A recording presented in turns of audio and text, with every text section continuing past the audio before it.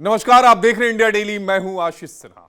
आज बात करेंगे संघ के उस मंथन की जिसका आधार देश हित है। राजस्थान के जोधपुर में आरएसएस की बैठक हुई, जिसमें बंगाल में अवैध घुसपैठ और हिंदुओं की सुरक्षा को लेकर चर्चा की गई।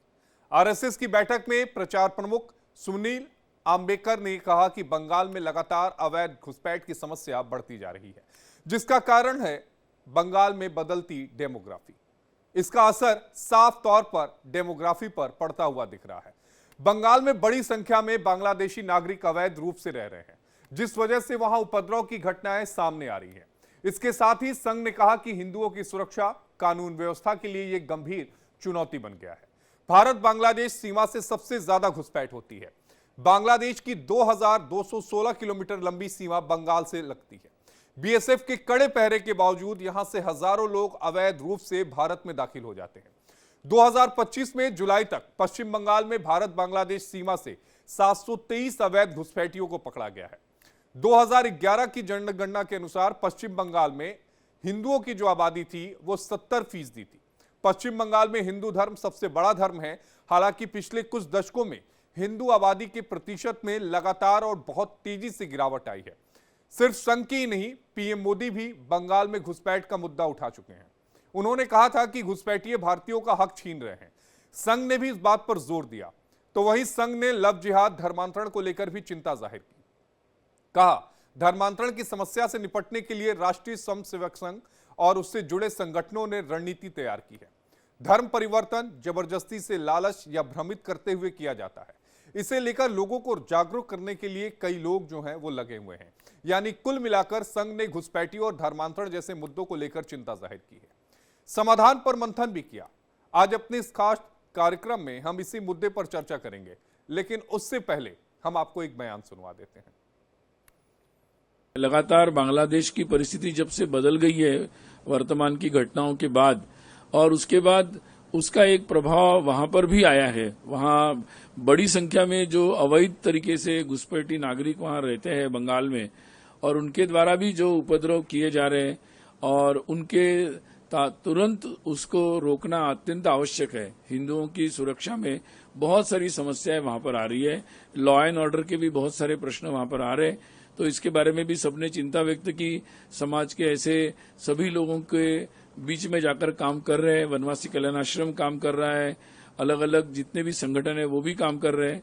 और सब लोगों ने ये बात के लिए विचार भी किया है कि लीगल तरीके से कई सारे कंप्लेंट्स भी फाइल की गई है। तो इन सब बातों पर लोगों ने अपने अपने अनुभव और विचार चिंताएं बताई है। देश की सामाजिक और वर्तमान परिस्थिति के बारे में भी अपने अपने अनुभव बैठक में सभी लोगों ने बताए।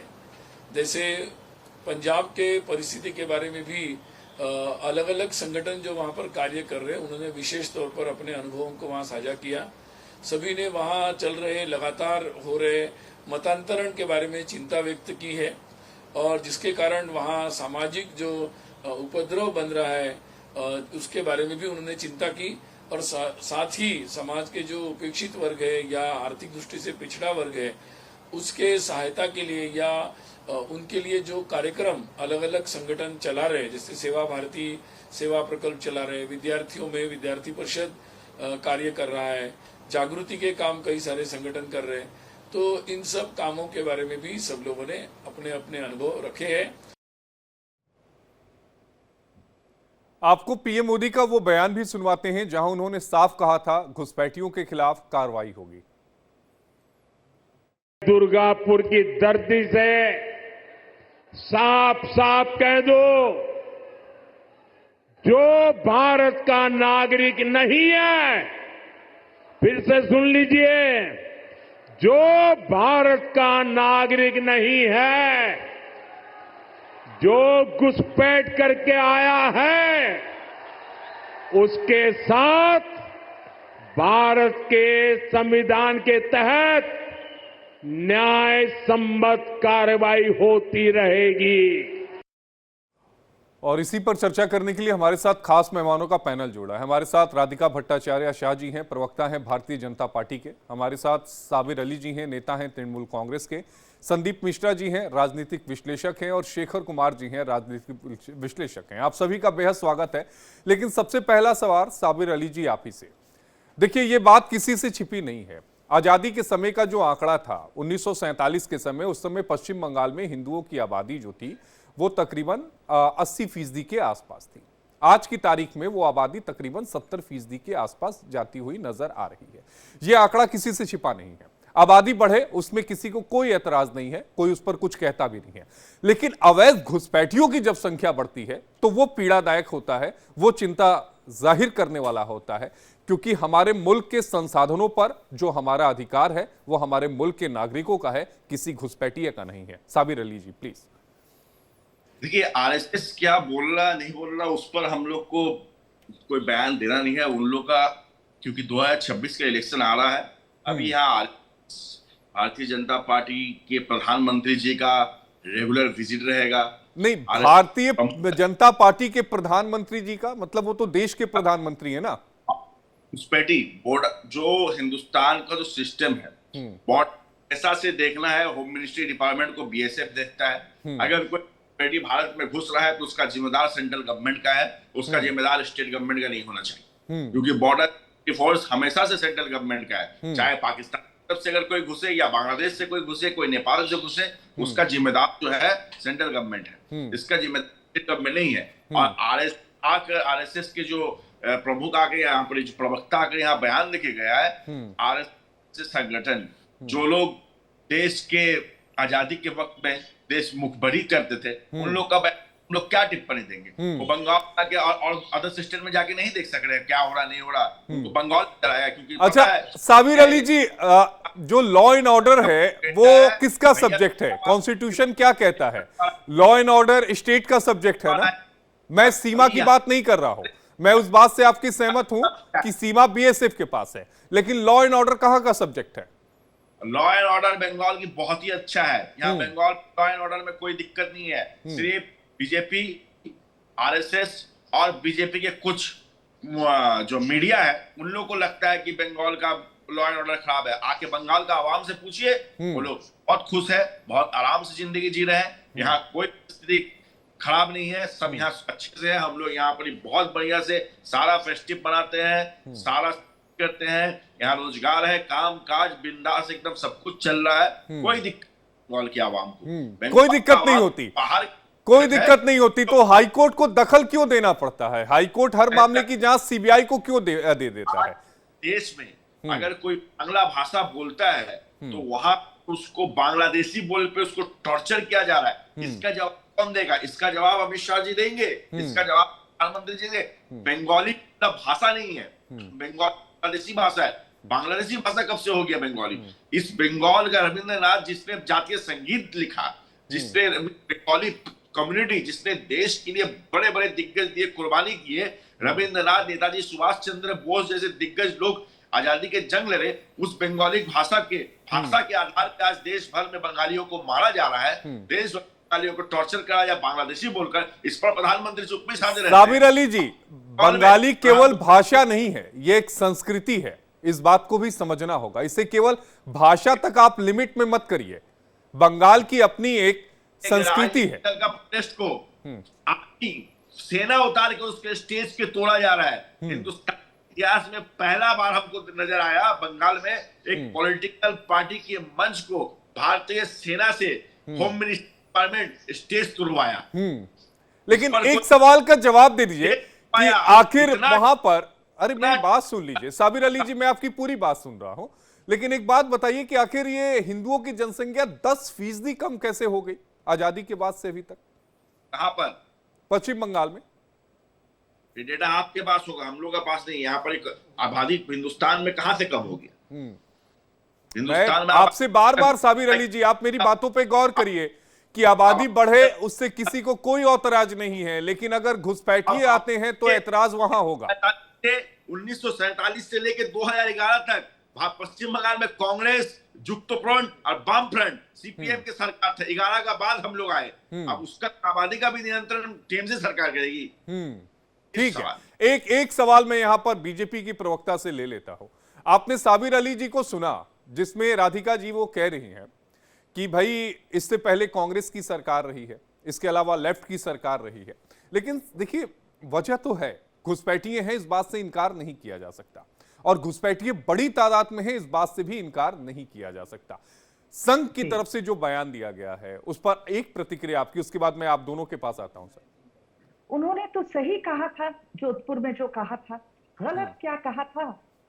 बंगाल में कई जो ऐसी डिस्ट्रिक्ट है, जैसे आप कहे मालदा, मुर्शिदाबाद या उत्तर 24 परगना में मुसलमानों की पॉपुलेशन असामान्य वृद्धि हुई है ना। देश के जो वास्तु स्थिति है के हिसाब से ये तो बदलाव प्रश्निक और सुरक्षा दृष्टि के से खतरनाक है। और घुसपैठियों का जो इस्तेमाल एंटी नेशनल एक्टिविटीज के लिए आमतौर पे होता रहता है, वो तो एक बात ये तो सही है, जैसे पंचखाल या बॉर्डर स्मगलिंग हवाला में होता है। और आईएसआई अगर देखे तो आईएसआई और जिहादी ग्रुप्स का तो स्लीपर सेल बेस बन चुका है बंगाल के कुछ इलाके पर। एक मिनट, जो साबिर अली जी बोल रहे थे ना, भाषा की मैं बात बताओ, ये भाषा में और बंगाल के संस्कृति में बदलाव लाना चाहते हैं। मैं बंगाली हूं, पैदाइश कलकत्ता में है, वही की बंगाली बोल के मैं बड़ी हुई हूं।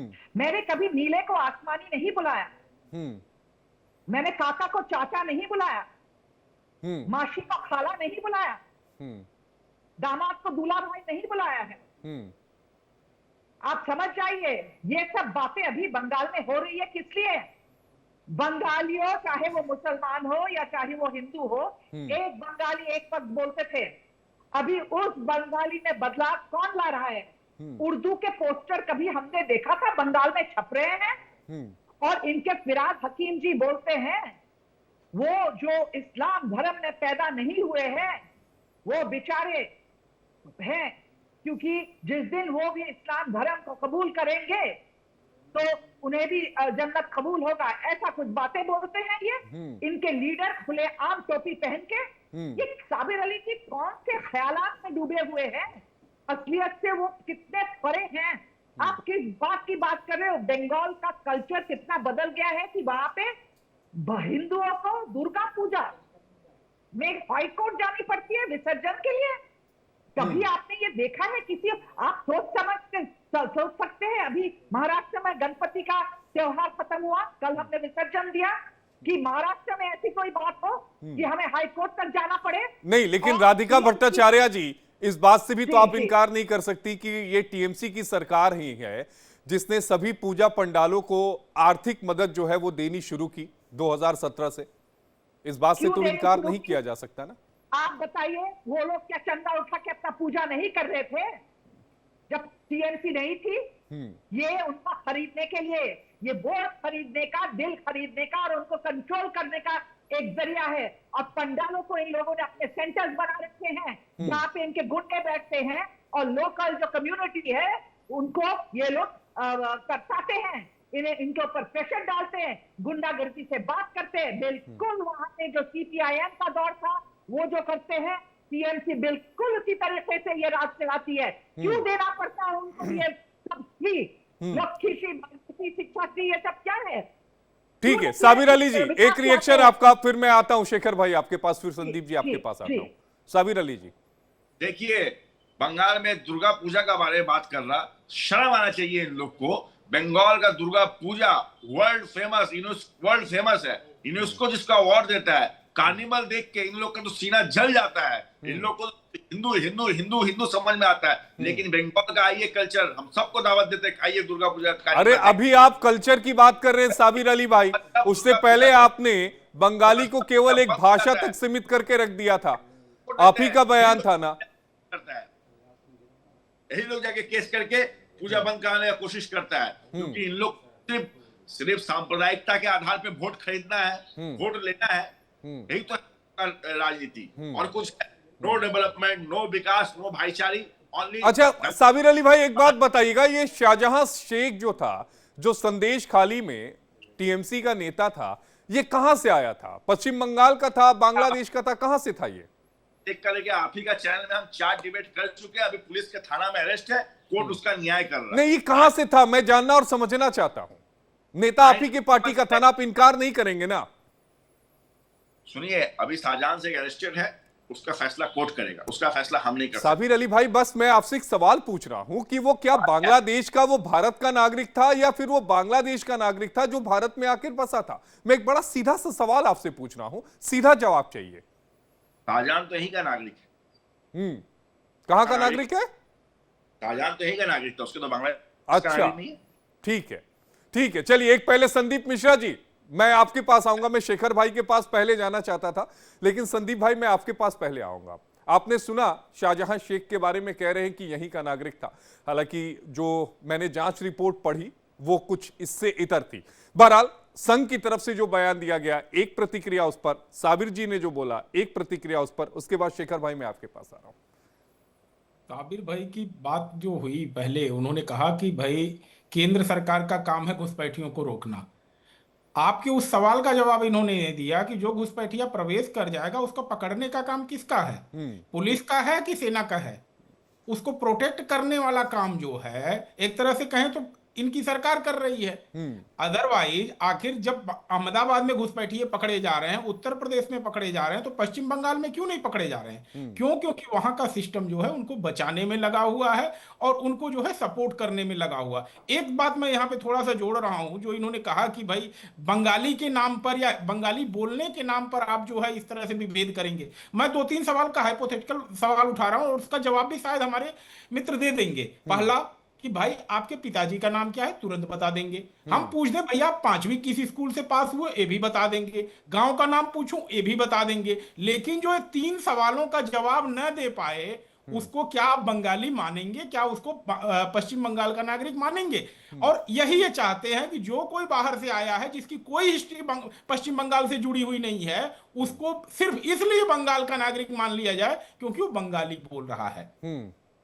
ये एक अजब विडंबना है कि बंगाली बोलने से ही हर कोई बंगाली नहीं हो जाता। शेखर कुमार जी, एक प्रतिक्रिया आपकी। देखिए, मैं जब सुनील अंबेडकर जी का बयान सुन रहा था तो मेरे दिमाग में जो पहली लाइन आई वो थी अंग्रेजों की फूट डालो शासन करो वाली नीति। उसको अगर आज तक किसी ने जिंदा रखा है तो वो यही लोग हैं। जो बात अभी बताई जा रही थी घुसपैठियों के बारे में, आपको याद होगा जब ममता बनर्जी एनडीए के साथ थी, वो सदन में रो पड़ी थी घुसपैठियों वाले इशू पे। मुझे बिल्कुल याद है। ना तो तब इन्होंने साथ दिया, ना आज तक साथ दिया। आज ममता बनर्जी के सर पे ठीकरा फोड़ रहा है। अभी इन्होंने सवाल पूछा कि मान लीजिए घुसपैठिए आ गए तो रोकना किसका काम है? तो घुसपैठिए आज असम में कितने हैं, जो केंद्र सरकार का डेटा बता रहा है। आज आपके चैनल पे मैंने डिबेट करी थी, मध्य प्रदेश में घुसपैठियों की बस्ती पर बुलडोजर चला। आज ये पंजाब की बात कर रहे हैं, यहाँ गुड़गांव हरियाणा में बांग्ला भाषी लोगों को वहां पे चुन चुन के पकड़ा गया।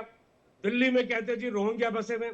पूरे देश में जब इतने घुसपैठिए हैं, तो अगर ये देश में इतना बड़ा मुद्दा हो गया कि किसी राज्य के चुनाव को प्रभावित कर सकता है, तो मैं ये कहता हूं पूरे देश में आज ये मुद्दा होना चाहिए कि इन घुसपैठियों को अलाउ किस सरकार ने करा है। जिस सरकार ने करा है, ये अपनी नाकामी से मुंह नहीं मोड़ सकते, क्योंकि आज जहां जहां ये मुद्दा उठा रहे हैं, अधिकतर जगह तो इनकी सरकार है। आज बंगाल में चुनाव है, तो आप चुनाव के टाइम पे बंगाल का मुद्दा ले आए कि जी घुसपैठिए वहां इतने आ गए। शेखर कुमार जी, पश्चिम बंगाल में घुसपैठियों का मुद्दा ऐसा तो नहीं है कि आज उठाया गया या कल उठाया गया या 1 साल पहले, ये लंबे समय से उठाया जा रहा है। शेखर भाई, आप इससे इनकार नहीं करेंगे ना? आशीष भाई, मैं बहुत सारी भाषाएं बोल लेता हूँ। जो पश्चिम बंगाल में अमूमन जो बांग्ला बोली जाती है और जो ढाका में बांग्ला बोली जाती है, दोनों में बहुत अंतर है। ठीक है, लेकिन यहाँ पर आरोप लगाने वाले उस अंतर को भी नहीं समझते। उनके लिए तो जो बांग्ला बोल रहा है, अभी ये कह रहे थे जो 5वीं क्लास ना बता पाए कहां से पास करिए। अरे ये लोग जितने हैं उनमें से कितने 5वीं पास, उन्होंने स्कूल का मुंह नहीं देखा। और आप आज 5वीं पास अगर किसी अनपढ़ हिंदू से पूछ लेंगे तो वो भी नहीं बता पाएगा जी। जो मतलब गैर बंगाली हो, वो भी नहीं बता पाएगा कहां से उसने 5वीं पास करी, क्योंकि उसने करी नहीं है। मुद्दा ये है कि फूट डालो शासन करो वाली जो बात है, हिंदू मुसलमान का जो मुद्दा है, ये आरएसएस का एक बहुत पुराना पैतरा रहा है। इन्होंने पूरे आजादी की लड़ाई के टाइम पे यही काम करा। शेखर कुमार जी, यहां पर किसी समुदाय विशेष का तो नाम नहीं लिया गया क्या? घुसपैठिए बोला गया? देखिए, उसके इसी डिबेट में जब भाजपा प्रवक्ता राधिका भट्टाचार्य बोल रही थी, तो उन्होंने घुसपैठियों के अलावा पहले सिर्फ मुसलमान वर्ड यूज करा। मैं बहुत ध्यान से सुन रहा था। उसके बाद में वो घुसपैठियों की बात पर आई। और मेरा एक कहना है कि ये जो सीए आया, जिसका ये बड़ा समर्थन करते हैं कि वहां से जो प्रताड़ित हिंदू आए हम उन पर ट्रस्ट कर लेंगे, क्योंकि हिंदू ऐसा नहीं होता। लेकिन अपने देश में रहने वाली ममता बनर्जी पूछ लो, उसको गद्दार बताते। अरविंद केजरीवाल पूछ लो, उसको गद्दार बताते। राहुल गांधी को ये गद्दार बताते। तो मसला ये है कि ये सेलेक्टिव अपने वोट बैंक की राजनीति ये कर रहे, और ये भाजपा और आरएसएस का ये सिर्फ एक शिगुफा है। इन्होंने देश को, अच्छा, ये सीएए में कहा केवल हिंदू शब्द है। अरे शेखर भाई, आप विद्वान आदमी हैं, सीएए में केवल हिंदू है क्या? केवल हिंदू है? कौन? सीएए में केवल हिंदुओं के लिए है क्या? कहां लिखा है? क्या उसमें मुसलमान है? आप जो जैन, वो इस्लामिक कंट्री को लेकर कहा गया है शेखर कुमार जी। आप हिंदुस्तान के कानून के हिसाब से उसमें बौद्ध नहीं है, उसमें जैन नहीं है, उसमें सिख नहीं है, उसमें ईसाई नहीं है क्या? हिंदू लॉ से गवर्न हो रहे, कानून उन सबको कलेक्टिवली हिंदू में ही ले रहा है, तभी तो वो हिंदू लॉ से गवर्न हो रहे साहब। तो मेरा संदीप मिश्रा जी जवाब दीजिएगा, फिर मैं राधिका जी आपके पास आता हूं। शेखर जी वास्तविकता को स्वीकार नहीं करेंगे। दुनिया में 54 मुल्क हैं एक धर्म को मानने वाले, लेकिन जो 3 धर्म है, मैं खास करके नाम ले रहा हूं, सिखिज्म, बौद्धिज्म और हमारा सनातन धर्म, तीनों का मूल कहां है? भारत है। एक भी देश बच्चा है आज की तारीख में हिंदू राष्ट्र? तो अगर हिंदू प्रताड़ित हो, बौद्ध प्रताड़ित हो, सिख प्रताड़ित हो, तो दुनिया में कहां जाएं? क्या वो अरब सागर में डूब मरे? शेखर कुमार जी, शेखर नाम लिख देने से आप हिंदू नहीं हो जाते। इस तरह की बेशर्मी वाली बातें मत करिए। मैं पूछ रहा हूं, अगर हिंदू है तो हिंदू कहां जाए? आप मुझे जवाब दे दीजिए। एक देश बता दीजिए ना हिंदुओं के लिए, एक देश बताइए हिंदुओं के लिए। इस तरह की बेशर्मी वाली बात करते हैं आप, सत्य को दबा रहे हैं। आप क्यों नहीं कहा कि सिखों के लिए भी व्यवस्था है? आप कहिए ना उसमें ईसाइयों के लिए भी व्यवस्था है। जब सभी के लिए व्यवस्था है तो सिर्फ हिंदू के नाम पे गेम खेलना, आरएसएस को गाली देना, आप आते ही हैं इसी पोटेंशियल के साथ कि आरएसएस को गाली देना है, सनातनी को गाली देना है, हिंदुओं को गाली देना है। आपने सभी धर्मों का नाम क्यों नहीं लिया? आपको केवल हिंदू मुसलमान सही मामले में तो शेखर कुमार जी आपको करना है चैनल पे बैठ करके। यहां किसी ने हिंदू मुसलमान शुरू नहीं किया है। शेखर जी जवाब दे दीजिए। मैं आपको एक बात बताता हूं संदीप जी। पहली बात, मेरा एक ही प्रश्न था जिसमें आप बौखला गए। क्या संविधान में सनातन धर्म वर्ड लिखा हुआ है?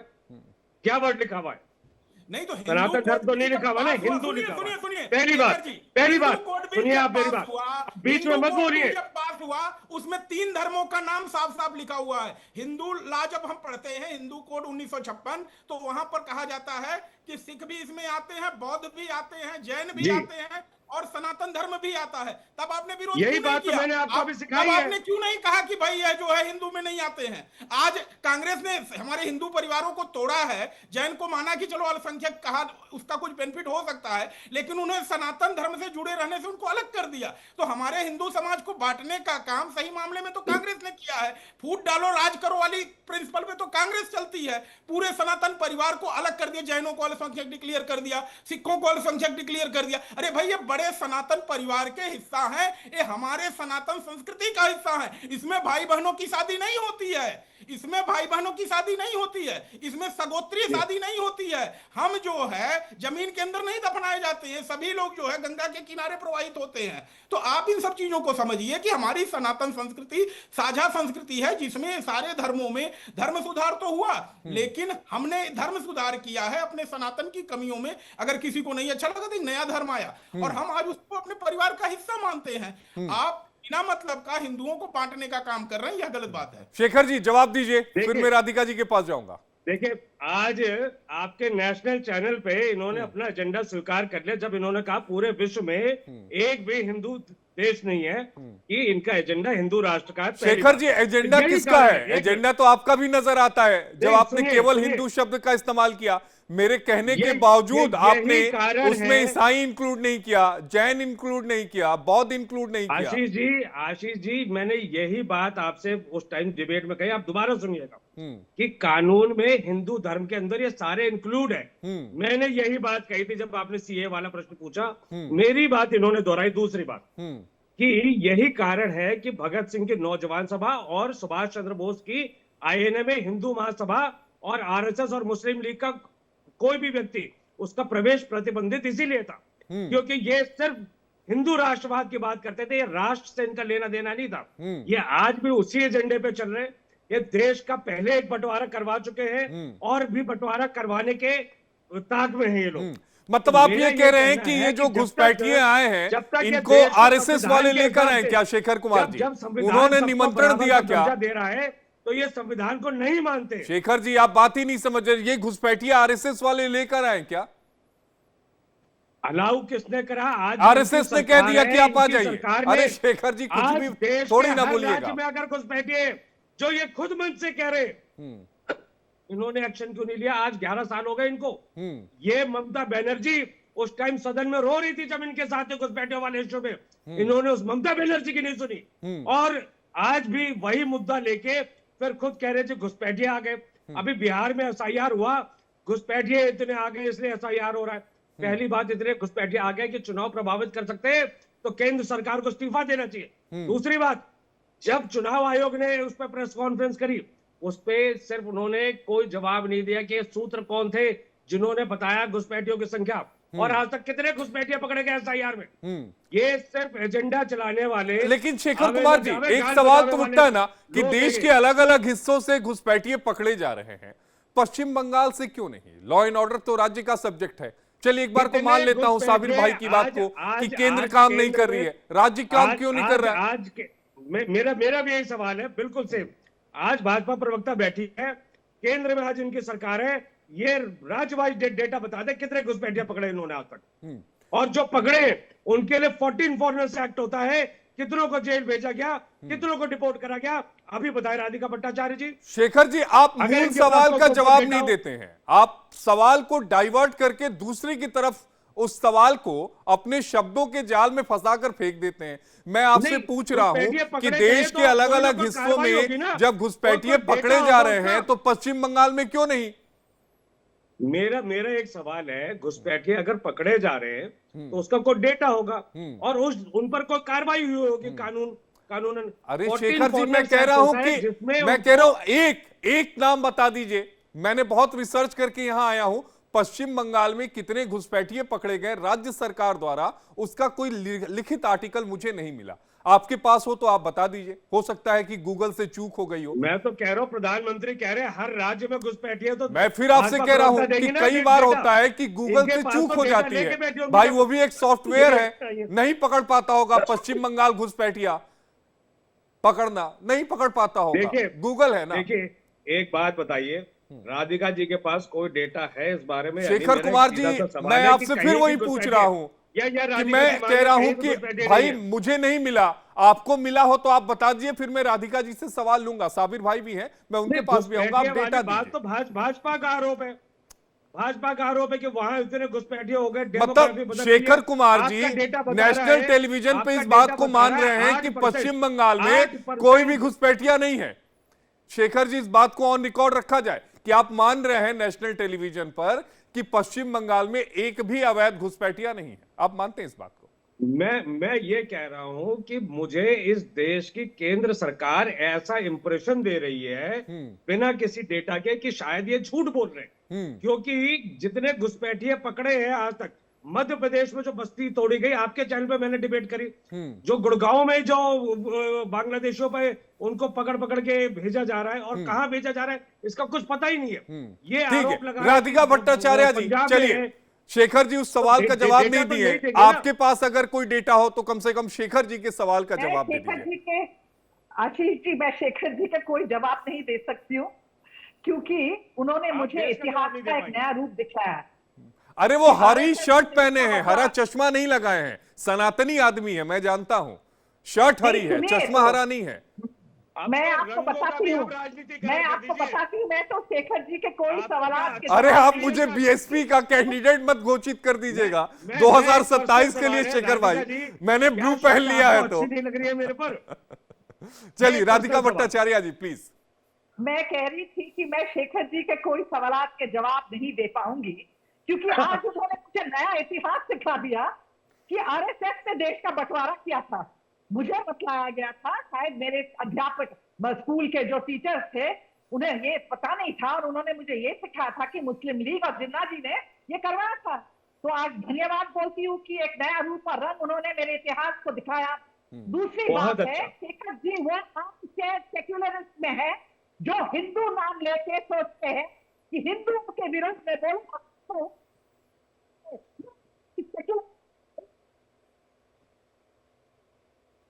नेटवर्क का कुछ इश्यू आ रहा है राधिका भट्टाचार्य जी। हाँ जी जी आप प्लीज अपनी सुनिए। बात पूरी करिए जी। इन बंगाल घुसपैठिया नहीं है, ये कौन से ख्याली पुलाव खा के जी रहे हैं। पूरे देश में पता पुलाव है नहीं, बिरयानी कि वहां ज्यादा चलती है, पुलाव नहीं खाते होंगे, बिरयानी चलती है जी। की बिरयानी वो भी हमें पता है। अभी आप मेरी बात सुनिए, शायद वो बिरयानी शेखर जी न खाए, लेकिन शेखर जी वेज है, वो वेज बिरयानी खाते हैं, क्योंकि एक बार डिबेट में ठीक है, शेखर जी के साथ चर्चा हो रही थी, कह रहे थे कि मैं वेज खाता हूं। चलो ठीक है, नहीं तो बंगाल में शायद एक ऐसा भी दिन आएगा जब उन्हें वो भी खानी पड़ेगी। चले करते हैं, ये क्या बात कर रहे हैं कि बंगाल में घुसपैठिया नहीं है। ये आपको पता है कि हम लोग, शेखर जी पैदाइशी बंगाली खानदान में नहीं हुए, पर मुझे जब मेरे सामने कोई महाराष्ट्र में बंगाली बोलता है, चिकन के दुकान में चिकन मुर्गी काटता है, मुझे तुरंत पता चल जाती है कि ये हमारा भारतवासी नहीं है। और इन्हें कहते हैं कि बंगाल, इनको नया नाम दिया गया है। देखिए बंगाली भाषा, क्या बंगाली भाषी, अरे बोलिए बांग्लादेशी। और ये कह रहे हैं, मैंने आते ही प्रोग्राम में मुसलमानों का नाम लिया है। अगर बांग्लादेश एक हिंदू राज होती थी ना, और वहां से घुसपैठियां आती, मैं कहती वो हिंदू घुसपैठियां मुसलमान बुलाओ। क्या बात करते हैं नेशनल शो पे आके अपने आप को सेक्युलर दिखाने के लिए। भैया खुद बोलिए इंडिया। ठीक है शेखर शेखर भाई, करके। आप जवाब दीजिए, और फिर मैं दूसरी साबिर बात जी है, के पास जाऊंगा। मुझे दूसरी आज बात बहुत है। खुशी हुई कि राधिका जी को आज एक कुछ नया सीखने को मिला, और मैं आगे सिखा देता हूं कि इसी हिंदू महासभा ने मुस्लिम लीग के साथ 1942 में सरकार बनाई थी, भारत छोड़ो आंदोलन के टाइम में, जो कि आरएसएस समर्थित थी। और जो द्विराष्ट्र का सिद्धांत है, सबसे पहले सावरकर ने दिया था। यही कारण है कि भगत सिंह और सुभाष चंद्र बोस आरएसएस, हिंदू महासभा और मुस्लिम लीग से बराबर दूरी रखते थे। इतिहास में ये जाएंगे भी तो बात फिर आप सीख इतिहास लीजिए में आज। कई सारी चीजें उठेंगी, कई सारी चीजें उठेंगी। साबिर अली जी से एक रिएक्शन ले लेते हैं, काफी देर से उनके पास नहीं गया। साबिर जी, आपने तमाम चर्चाएं सुनी, लेकिन एक सवाल का जवाब, जिसका जवाब गूगल नहीं दे पाया, शेखर जी नहीं दे पाए, मेरे पास भी नहीं है, शायद उसका जवाब आप दे पाए। कितने घुसपैठियों पर पश्चिम बंगाल में कार्रवाई हुई है? अभी आप लोग देखे नहीं है, आपका स्टेट का चैनल, नेशनल चैनल भी दिखाया है। अभी पार्क स्ट्रीट से ही एक बंगाली एक्ट्रेस जो बांग्लादेश का था, उसका पासपोर्ट था और पासपोर्ट था, उसको अरेस्ट कर दिया गया, उसका वीजा एक्सटेंड हो गया था, वो बंगाल में रह रहा था, उसको अब केरला प्रशासन अरेस्ट किया। देखिए प्रशासन अपना काम करता है, लेकिन क्या हम लोग का काम तो ये नहीं है कि किसी धर्म पे आधार पे सियासत करे, सांप्रदायिकता फैलाए, नफरत फैलाए। जो लोग कल अंदर बंगाल के अंदर आके स्टे कर रहा है, उसके ऊपर कार्रवाई जरूर किया जाएगा। अगर बॉर्डर और मजबूत कर दे कि घुसने का मौका ही ना दिया जाए, तो हम लोग और बेहतर होगा। मतलब साबिर अली जी, आप ऑन रिकॉर्ड इस बात को मानते हैं कि घुसपैठिए नहीं है? जिस आपने अभिनेत्री का जिक्र किया, उसका वीजा खत्म हो गया था, वो बात मैं समझता हूं कि वो ऑन रिकॉर्ड आपके पास होगा, आपको इसकी जानकारी लग गई होगी। क्या उसके अलावा घुसपैठियों पर अंकुश लगाने की या गिरफ्तारी की जो कोशिश होगा, जानकारी जहां होगा, चाहे कोई भी हो, बंगाल में हम लोग भी क्यों चाहेंगे कि बंगाल के लोग, बंगाल में तादाद बढ़े, बंगाल में आबादी बढ़े। भाई डेवलप आबादी बढ़ने से विकास में दिक्कत होता, सब चीज होता, तो हम लोग भी तो चाहेंगे कि अपना जो लोग है उन लोग को अच्छा से रखे, अच्छा से रहे। और बंगाल सब कुछ अच्छा से है, खुशहाल है, कोई चिंता की बात नहीं है। आप लोग भी निश्चिंत रहिए एकदम। और राधिका दीदी आराम से बंगाल में रह रही है, उनको पता है, उनको वो खुद भी है, वो जानती है, लेकिन मजबूरी है उनका, किसी पार्टी के छत्र छाया में है, इसीलिए उनको भी टिप्पणी देना पड़ता है, विरोध करना पड़ता है, क्योंकि उनको भी पता है कि कितना अच्छा से बंगाल के लोग यहाँ पर ही है, कितना शांति यहाँ रह रहे हैं, यहाँ कोई डिस्टर्बेंस नहीं है। इतनी शांति है वहां पर कि पंचायत चुनाव के बाद हिंसा हो जाती है, इतनी शांति होती है वहां पर। हाई कोर्ट को दखल देना पड़ता है, सीबीआई जांच के आदेश हो जाते हैं, हर दूसरे मामले में सीबीआई जांच के आदेश हो रहे हैं। बंगाल में डिस्टर्बेंस तभी होता है जब कोई बाहर से आता है, कोई यहाँ से बंगाल में डिस्टर्बेंस चालू हो जाए। अभी आना शुरू होगा, देखिए बंगाल में फिर डिस्टर्बेंस शुरू करेगा लोग। अभी 4 राउंड 5 राउंड हेलीकॉप्टर उतरेगा, बड़ा बड़ा जहाज आएगा, बड़ा बड़ा होटल बुक रहेगा, फिर बंगाल में वायलेंस कराने की कोशिश करेगा। नहीं तो अच्छा है ना कि होटल बुक होगा तो बंगाल के टूरिज्म को ही तो फायदा मिलेगा। अरे बंगाल की दिक्कत है, आने नहीं आ रहे इन लोग। हाँ, मैं प्रधानमंत्री जी, होम मिनिस्टर और बीजेपी के कुछ बड़े बड़े नेता आना जाना शुरू करेंगे और बंगाल देश को नष्ट करने की कोशिश करेंगे। ऑलरेडी करने शुरू कर दिया है। राजनीतिक दलों का पंडाल को सेना से खुलवा दे रहा है, और क्या। ठीक है संदीप मिश्रा जी, आपने सुनी साबिर अली जी की बात। साबिर अली जी एक उदाहरण दे रहे थे, वो भी एक्सपायरी था, मुझे जो ध्यान में है कि वीजा उसका एक्सपायर हो गया था, उसके बाद भी वो रह रही थी, बाद में उसको डिपोर्ट करने की प्रक्रिया। उसके अलावा कोई डेटा इनके पास नहीं है, डेटा मेरे पास भी नहीं है, डेटा गूगल के पास भी नहीं है, और डेटा शेखर कुमार जी के पास भी नहीं है। देखिए, अवैध घुसपैठिया होना और ओवर स्टे करना, दोनों चीजों में बहुत अंतर है। जो आदमी ओवर स्टे कर रहा है वो कानूनी तरीके से आया है, देश का वीजा लेकर के आया है। जब साबिर अली जी को इसी का अंतर नहीं है तो आप समझ सकते हैं कि किस तरह इन्होंने अपने आंखों पर पट्टी बांध रखी है। दूसरी बात जो ये कह रहे हैं कि पश्चिम बंगाल में सब कुछ शांति है। संदेश खाली में जब सेना गई थी और सीआरपीएफ के लोग गए थे, किसको मारा पीटा गया था सबको पता है। चौथी बात जो बार बार ये कह रहे हैं कि लोग आएंगे हेलीकॉप्टर से आएंगे, भाई आपसे वीजा पासपोर्ट लेने की जरूरत पड़ेगी क्या देश के प्रधानमंत्री को पश्चिम बंगाल में उतरने के लिए, या गृह मंत्री को उतरने के लिए, या देश के किसी उद्योगपति को उतरने के लिए, किसी टूरिस्ट को उतरने के लिए? भाई भारत का हिस्सा है, भारत का दिल जहान है पश्चिम बंगाल। रविन्द्रनाथ टैगोर ने देश का गीत गाया था जो हम सुबह शाम गाते हैं। आप उसके बाद कहेंगे कि उतरेगा, बाहरी लोग आएंगे। भाई भारत के लोग अगर बाहरी हैं तो क्या बांग्लादेश नहीं, लेकिन वो गीत क्या पश्चिम बंगाल में हर कोई गाता है रविन्द्रनाथ टैगोर जी का? देखिए, अब मैं पश्चिम बंगाल के लोगों पे टिप्पणी नहीं करना चाहूंगा, लेकिन बात यह सही है कि दोनों गीत जो थे पश्चिम बंगाल से ही निकले। यह बात अलग है कि एक को कम्युनल बना दिया गया और एक को राष्ट्रीय गीत डिक्लेयर कर दिया गया। मैं तो चाहूंगा जितने लोग संविधान प्रेमी लोग हैं, दोनों गीतों को गाना चाहिए और खुल के गाना चाहिए, लेकिन उसका एक शब्द कहने में कुछ लोगों को दिक्कत हो जाती है। मैं तो कह रहा हूं 2 अक्षर आगे के अभी बोल दे दूसरे वाले गीत के साबिर भाई, तो मुझे लगता है कि अपने जो धर्म स्थान है वहां जाने में अंदर घुसने नहीं पाएंगे भाई साहब हमारे जो है। साबिर जी जवाब दे दीजिए, साबिर जी जवाब दे दीजिए। सवाल है उनका, सवाल एक बार दोहराइएगा संदीप जी। साबिर भाई 2 गीत थे, दोनों बंगाल से निकले, एक देश का राष्ट्रगान बना, एक राष्ट्रगीत बना। मैं कह रहा हूं कि थोड़ा सा जो राष्ट्रगीत बना हुआ है उसका 2 शब्द जो शुरुआत होता है वही आप कह दीजिए, शुरुआत के 2 शब्द।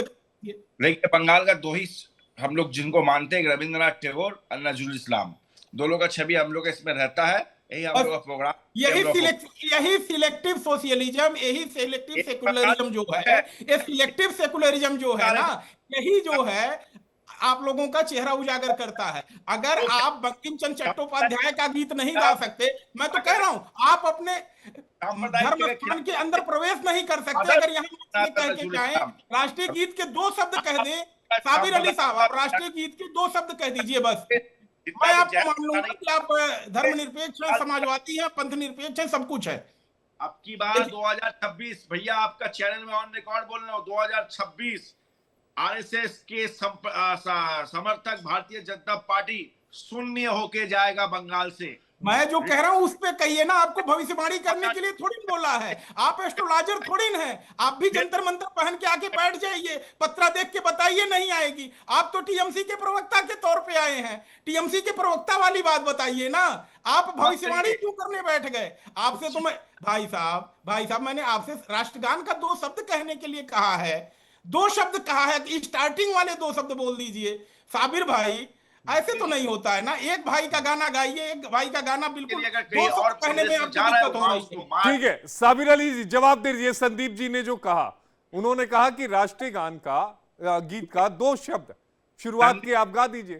संदीप जी तो खुद भारत का झंडा नहीं उठाते, तो उन लोग से क्या बात करेंगे? हम लोग से, उन लोग राष्ट्रगान का उनसे सीखने जाएंगे हम लोग? हमको उनका कोई सवाल का जवाब देना नहीं है। हमारा सवाल एक है, बंगाली लोग के ऊपर जुल्म हिंदुस्तान में बंद करें। सीधी आंदोलन चल रहा है, रोहिना क्रॉसिंग में हम लोग का पार्टी तृणमूल कांग्रेस आंदोलन कर रहा है। बंगाली भाषा के आधार पर जिन लोग के ऊपर जुल्म हो रहा है, उसके ऊपर हम लोग का प्रोटेस्ट जारी है। और अगर ये जुल्म बंद नहीं हुआ, इसके अच्छा, कहां जुल्म हो रहा है साबिर अली जी, कहां जुल्म हो रहा है? देश भर में बंगाली जहां भी जा रहा है, बंगला बात करने में उसको मारा जा रहा है, अरेस्ट किया जा रहा है। हरियाणा में अरेस्ट किया गया, चारों तरफ जो बंगाली जो अरे साबिर अली जी, मेरे सोसाइटी में भी 4 बंगाली परिवार रहते हैं, उनके साथ तो कभी कुछ नहीं हुआ।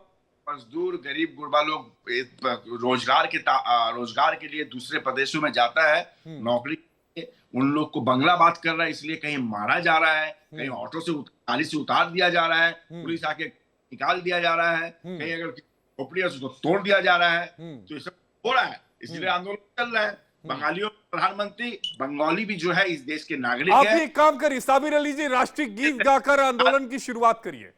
ऊपर राष्ट्रीय गीत गाकर आंदोलन की शुरुआत होगी साबिर अली जी। जी, राष्ट्रीय गीत गाकर आंदोलन की शुरुआत करिए, शंखनाद कर दीजिए राष्ट्रीय गीत गाकर। गा के हम लोग का आंदोलन होता है। हम लोग राष्ट्रीय संगीत जनगण मन गाना हर प्रोग्राम में, तृणमूल का हर स्टेज आप देखिए, नहीं होंगे, देखिए जनगण मन होके होता है। साबिर अली जी, राष्ट्रीय गान और राष्ट्रीय गीत में फर्क है। जनगण मन से शुरू होता है। ठीक है, राधिका जी कुछ कर रही है, फिर शेखर जी मैं आपके पास आ रहा हूँ। राधिका जी आप बोलिए, शेखर भाई आपके पास आता हूँ। राधिका जी क्या बोलेंगी? अब बोलने लायक कुछ है ही नहीं, उनका पार्टी ऐसे ही खत्म हो जा रहा है बंगाल में। ऐसे आवाज आ रहा नहीं है, सुनाई नहीं मिला सही से। अब बंगाल का आवाज सुन भी नहीं। सुन लीजिए साबिर भाई, सुन लीजिए, उनकी पार्टी खत्म नहीं हुई है, बंगाल की दूसरी सबसे बड़ी पार्टी बन गई है, इस बात का ध्यान रखिए। चलिए, अब की बार 0, टेंशन मत लीजिए। अरे फिर भी वो दूसरी बड़ी पार्टी रहेगी, 0 भी आ जाएगी तब भी। राधिका जी आप बोल लीजिए, आपके नेटवर्क में कुछ इश्यू आ रहा है, फिर मैं शेखर जी आपके पास आऊंगा। वंदे मातरम ना निकला है ना निकलेगा, ये सोच रहे हम लोग सब बेवकूफ लोग हैं। हम तो बोल रहे, हम तो झंडा उठाते हुए वंदे मातरम बोलते हैं, क्या दिक्कत है? चलिए, बोल दिया आशीष भाई, बोल दिया। चलिए, बहुत देखिए, साबिर अली जी ने बोल दिया, संदीप मिश्रा जी ने ताली ठोक दिया और शेखर कुमार जी मुस्कुरा गए। में वंदे मातरम, तृणमूल कांग्रेस जिंदाबाद, वंदे मातरम, तो हम लोग अब स्लोगन है कांग्रेस। अरे आजादी का टाइम में कांग्रेस। संदीप भाई, आपकी मन की मुराद पूरी कर दी साबिर अली जी ने, अब बोलिए। आप लोग वंदे मातरम बोले, आप लोग अंग्रेज का चापलूसी किए। ये देखिए, अरे साबिर अली जी आपको सैल्यूट कर रहे हैं, संदीप मिश्रा जी सैल्यूट ले लीजिए, सम्मान मिल रहा है आपको। मैं जामिया मिलिया इस्लामिया का छात्र रहा हूँ, मैं अपने मुस्लिम भाइयों के साथ पढ़ा लिखा हूँ। आज आपके मुंह से वंदे मातरम सुन करके बहुत अच्छा लगा, यह बहुत दिनों से तरस रहा था। ठीक है, शेखर कुमार जी, आज बड़ा अच्छा लगा आपके शो पे कि इस देश की महानता पता लग रही है कि उस संगठन के समर्थक जिन्होंने 50 साल तक तिरंगा नहीं लगाया अपने मुख्यालय पे, जिन्होंने इसी राष्ट्रीय गान का विरोध किया, ये डॉक्यूमेंटेड फैक्ट है। और आज वो किसी से कह रहे हैं नेशनल चैनल पे कि आप ये बोल के दिखाइए, ये कह के दिखाइए। तो इस देश की महानता कितनी बड़ी है, लोगों की सोच को कैसे बदल रहा है ये हमारा भारत। तो मुझे बहुत अच्छा लगा आज ये देख के कि जिन्होंने 50 साल तक तिरंगा नहीं लगाया था, आज वो भी तिरंगा लगाते हैं और वो दूसरों से भी कहते हैं कि जी आप ये बोल के सुनाइए। जी, ये तो अच्छी बात है ना। संदीप जी आप कुछ कह रहे थे। देखिए, ये हमारे संविधान की बाध्यता है, हमारे संविधान की खासियत है कि हर व्यक्ति को देश के सम्मान करने वाले जितने भी चीजें हैं, चाहे सम्मान के गीत हो, चाहे सम्मान का झंडा हो, सभी का सम्मान करना होता है। और उसी का सम्मान हमारे तृणमूल कांग्रेस के नेता ने किया है। इसके लिए मैं उनका धन्यवाद देता हूं और शेखर जी का भी धन्यवाद देता हूं। ठीक है, साबिर अली जी आरएसएस कुछ का कह भी रहे हैं आप? धन्यवाद कर दीजिए, 50 साल बाद उन्होंने भी लगाया। अरे शेखर जी, 4 साल पुरानी बात हो गई, अब छोड़ दीजिए। साबिर अली जी प्लीज। इन लोग का पोस्टर इस बार 15 अगस्त को इनका पोस्टर लगा, महात्मा गांधी नीचे, सावरकर ऊपर, यही बन पोस्टर लगा। तो यही तो इन लोग का आइडियोलॉजी है।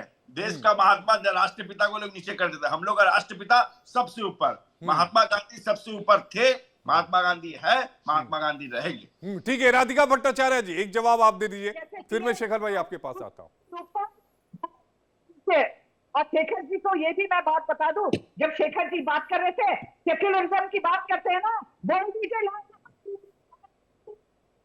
सेक्युलरिज्म। हम लोग ये जो नाटक करते हैं नेशनल टेलीविजन से, उससे तो मैं बिल्कुल बोर हो गई हूँ। और जब ये कुछ नाम आते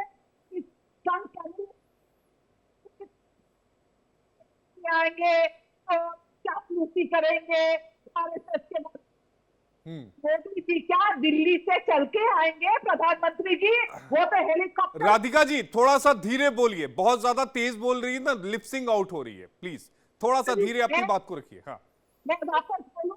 जी जी प्लीज बोले।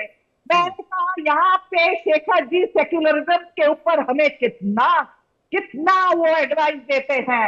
मैं उनको कहती हूँ टीवी के प्रोग्राम के शुरुआत में बोलिए ला इलाहा इल्लल्लाह मुहम्मदुर रसूलुल्लाह, जानेंगे जीसस ब्लेस अस बोल के बोलिए, सब जानेंगे।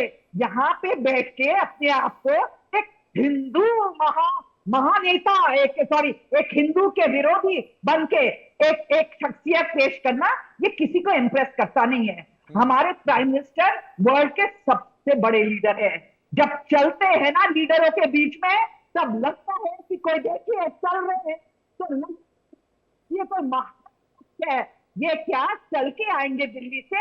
ये हेलीकॉप्टर में जरूर सबसे उम्दा हेलीकॉप्टर में आएंगे और ये बनाते हैं घुसपैठियों को लाल देश का बने और देश। ठीक है संदीप जी, लेकिन एक सवाल ये उठता है, दर्शक जानना चाहते होंगे, अब चूंकि एंड आ रहा है, अब समय की भी कमी है, 5-6 मिनट बचे हैं, इसका हल क्या निकलेगा? कैसे घुसपैठियों को मुल्क से बाहर किया जाएगा? क्योंकि घुसपैठियों की तादाद जो दावा किया जाता है वो लाखों में नहीं है, करोड़ों में है, लंबी तादाद है, बड़ी तादाद है। देखिए, जैसा गृह मंत्री जी ने अपने अभी पीछे के संबोधन में बताया था मीडिया के सामने कि फेंसिंग का काम चल रहा है और कुछ 200-400 किलोमीटर का काम बचा रह गया है, जो भी पूरा कर लिया जाएगा। एक बार फेंसिंग का काम पूरा हो जाने के बाद जो अभी 1700 किलोमीटर का काम हुआ है, टोटल 2241 से 1700 का काम हो चुका है, अभी बचा हुआ है, वो पूरा हो जाएगा तो हमारे बीएसएफ के लोगों के लिए थोड़ा आराम हो जाएगा उस चीज को रोकना जो है। दूसरी बात जो है, जो पश्चिम बंगाल की पुलिस है उसको इसमें कोऑपरेट करना पड़ेगा। गृह मंत्रालय को जो है, देश के गृह मंत्रालय को पश्चिम बंगाल के जो पुलिस ऑफिसर्स हैं उनके साथ जो है एक बात कहनी पड़ेगी कि भाई आप लोगों को संविधान के हिसाब से चलना पड़ेगा, न कि आपको अपने बॉसेज के हिसाब से। अगर आप अपने बॉस के हिसाब से चलेंगे तो आपको भी पता है आईपीएस ऑफिसर्स के लिए जो है एक अलग कोड बना हुआ है, उसके हिसाब से केंद्र सरकार भी एक्शन ले सकती है उनके खिलाफ जो है। तो इन सब चीजों के चलते जो है उन्हें संविधान के हिसाब से चलना होगा और यही बात है जिसके चलते अधिकारी कंट्रोल में आएंगे। अन्यथा जो है, अगर वह पश्चिम बंगाल सरकार के सुर में सुर मिलाएंगे तो निश्चित ही यह संभव नहीं हो पाएगा कि अगर कोई भी घुसपैठिया सीमा के अंदर घुस गया है तो उसको आइडेंटिफाई कर पाना जो है ये मुश्किल हो जाएगा, ये बड़ा मुश्किल हो जाएगा कि एक बार यहां पर एक दूसरे के साथ से ही आगे बढ़ना पड़ेगा। साबिर अली जी, फाइनल रिएक्शन ले रहा हूं आप जी। मैं राधिका जी आपके पास आता हूं। साबिर अली जी, उन्होंने कहा कि साथ देना पड़ेगा। संदीप जी ने यह कहा कि केंद्र सरकार के साथ पश्चिम बंगाल पुलिस को भी साथ देना पड़ेगा, मिलजुल कर काम करेंगे तभी घुसपैठियों को बाहर कर पाएंगे या फिर आने से रोकेंगे। केवल एक व्यक्ति विशेष पर जिम्मेदारी डालकर जिम्मेदारियों से बचा तो नहीं जा सकता ना साबिर अली जी? हम लोग केंद्र सरकार को पूरा सहयोग करते हैं, हमेशा से करते हैं और आगे भी करेंगे। हम लोग ये भी उम्मीद करते हैं केंद्र सरकार भी राज्य सरकार को सहयोग करे। हमारा जो सरकार के जो संविधान के अनुसार जो हमारा जो फंड है वो सब फंड भी सही समय पे हम लोग को देते रहे, ताकि जो हमारा 100 दिन का काम जो काम चल रहा है उसके लिए हम लोग को सड़क पे आंदोलन ना करना पड़े। जो हमारा फंड है जो हर स्टेट को प्रदेश को मिलता है, वही प्रदेश को हमारा जो बकाया पैसा है वो हम लोग को देते रहे, ताकि केंद्र सरकार का से हम लोग का रिलेशन बना रहे, हम लोग डेवलपमेंट का काम जारी रखते रहे। यहाँ पर दिशारिता ना करे, बंगाल का मामले पे दिशारिता ना करे। जो भी फंड आता है, जब भी कोई बान या जो भी आता है उसमें भी हम लोग को सही से सहयोग करे और हम लोग भी अपने तरीके से पूरे सहयोग करें। लेकिन एक सवाल तो ये भी उठता है कि पिछले कुछ सालों में जो पश्चिम बंगाल में खासकर हिंदुओं का जो धार्मिक त्योहार है, चाहे रामनवमी ले लीजिए, उसमें अक्सर जो पत्थरबाजी की घटनाएं जो होती हैं ये क्यों बढ़ रही हैं? क्या वजह क्या है? हिंसा पश्चिम बंगाल में क्यों बढ़ रही है? और मैं रामनवमी के जुलूस में कभी कोई पत्थरबाजी नहीं हुआ, ऐसा है। बहुत सुंदर से रामनवमी का जुलूस जाता है, हम लोग का पार्टी का लीडरशिप भी उसमें रहता है और सभी लोग रहते हैं। जहां पर ही पॉलिटिकल नेता लोग आकर इसको कोशिश करते हैं, वहीं पर ही दंगा फैलता है, सांप्रदायिकता फैलता है। जहां के अलावा कहीं आप पब्लिक का जो जुलूस होता है, पब्लिक का जो प्रोसेशन होता है, वहां कोई नहीं, पूरा प्रशासन आराम से लेके जाता है। साबिर अली जी, आप इस बात को मानते हैं या इससे इनकार करते हैं कि हिंदुओं के खिलाफ जो हिंसा है वो पश्चिम बंगाल में पिछले 5 सालों में बढ़ी है? नहीं है, कोई हिंसा नहीं। कैसे हिंसा होगा? हिंदू यहाँ आराम से है, शांति से है, क्यों हिंसा? मुर्शिदाबाद हिंसा कोई हिंसा नहीं है, संदेश खाली हिंसा कोई हिंसा नहीं है, 2021 के पंचायत चुनाव के बाद जो हिंसा हुई वो कोई हिंसा नहीं है। हाँ, कोई हिंसा नहीं है। सांप्रदायिकता फैलाने की, दंगा लगाने की कोशिश किया जाता है। मैं तो बोल रहा हूँ, कोशिश किया जाता है। भारतीय जनता पार्टी दंगा लगाने का कोशिश करता है और बार बार नाकाम हो जाता है। 2023 का ही आपको डेटा दे दूं तो 65 अलग अलग सांप्रदायिक हिंसा हुई पश्चिम बंगाल में। आपके पास डेटा होगा, हम लोग के पास कोई डेटा नहीं है। सांप्रदायिक ताकत को, हम लोग सांप्रदायिकता के खिलाफ लड़ाई है, हमारा प्रदेश सांप्रदायिकता के खिलाफ लड़ रहा है और हम लोग लड़ेंगे।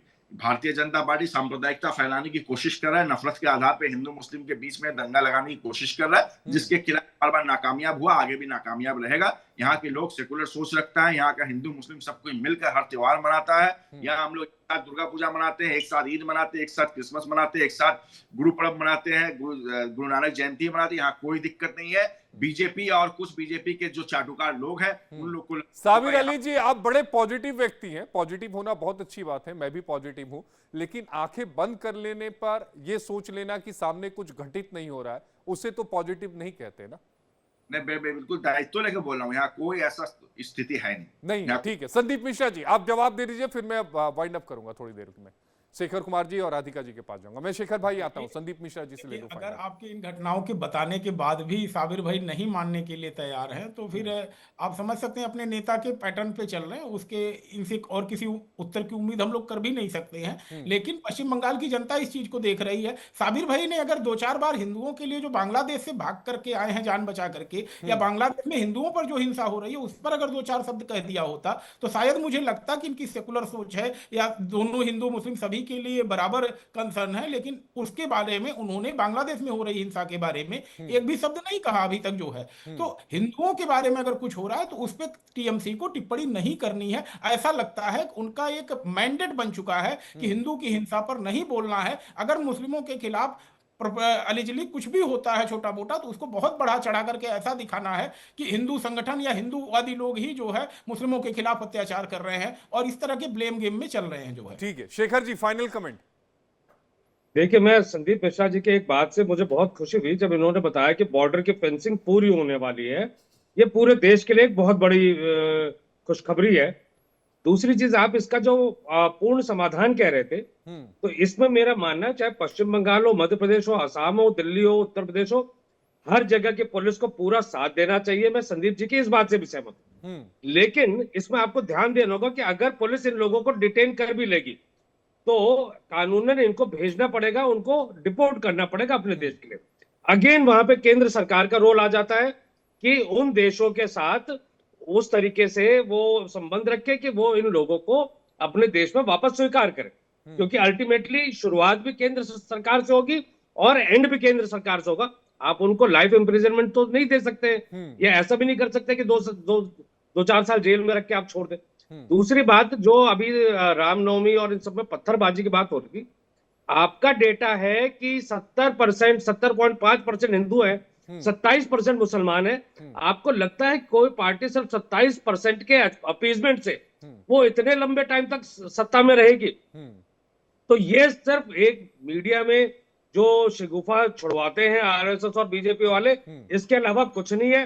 अदरवाइज 70% लोगों को, 70.5% लोगों को इग्नोर करके कोई लगातार चुनाव नहीं जीत सकता। ठीक है, राधिका वहां की भट्टाचार्य जनता जी। अगर कहीं ना कहीं उनसे संतुष्ट होगी तभी वो चुनाव जीत रहे। आप 27%, मतलब आपको लगता है ममता बनर्जी इतनी बेवकूफ पॉलिटिशियन होगी कि 27% का अपीसमेंट करेंगे चुनाव जीतने के और चुनाव जीत जाएंगी? ये तो पॉसिबल ही नहीं है। तो इस तरीके के नैरेटिव जो है, ये इसको मैं बिल्कुल गलत मानता। ठीक है, राधिका भट्टाचार्य जी। को मैं रद्द करती हूँ। पहले तो सेंसस हो तो पता चले कि घुसपैठियों के साथ बंगाल में इन लोगों की आबादी क्या है, किन लोगों की, घुसपैठियों की, ताकि कोई ना कहे कि मैं मुसलमानों को इन लोग कह दूं। दूसरी बात है, सबको पता है कि जब निर्वाचन होता है टीएमसी के गुंडे क्या करते हैं, बूथ तक लोगों को नहीं जाने देते हैं। तो ये जो 70% की बात करते हैं ना, ये बस कहने की बात है। तो तीसरी बात ये है कि जब टीएमसी वोट बैंक के लिए अपने वोट बैंक के लिए घुसपैठियों को आइडेंटिटी कार्ड दे देती है, दिलाकर उनको वोट बना रही है, तो इसलिए वो बार बार जीत रहे हैं।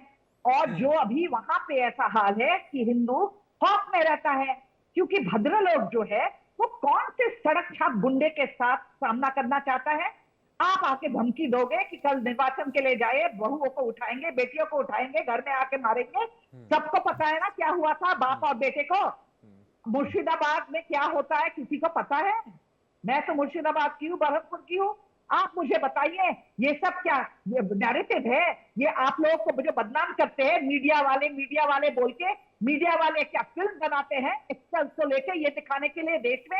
क्या ये बिल्कुल सही बात नहीं है। बात जो है घुसपैठिया आते हैं, घुसपैठिया एक अहम मुद्दा है और मुझे लगता है कि ये चुनाव पर तो हावी रहेगा, लेकिन चुनाव के इतर मुझे लगता है कि सभी राजनीतिक पार्टियों को एक साथ एक मंच पर इस मुद्दे के खिलाफ आना चाहिए, इसके खिलाफ, घुसपैठियों के खिलाफ आना चाहिए और एकजुट होकर इनके खिलाफ कार्रवाई करने की जरूरत है। जरूरत इच्छा शक्ति की है, जरूरत आपसी सहयोग की है। अगर आपसी सहयोग नहीं रहा तो घुसपैठियों को निकालना इतना आसान नहीं होगा। अगर हम ये कहें कि केवल केंद्र निकाल दे, हम ये सोचे कि केवल राज्य निकाल दे, तो ऐसा संभव नहीं है। दोनों को साथ मिलकर आना पड़ेगा। बहुत शुक्रिया शेखर जी, संदीप जी और राधिका जी आपका जुड़ने के लिए। हमारे साथ 3 खास मेहमान थे जिन्होंने अपनी बातों को रखा।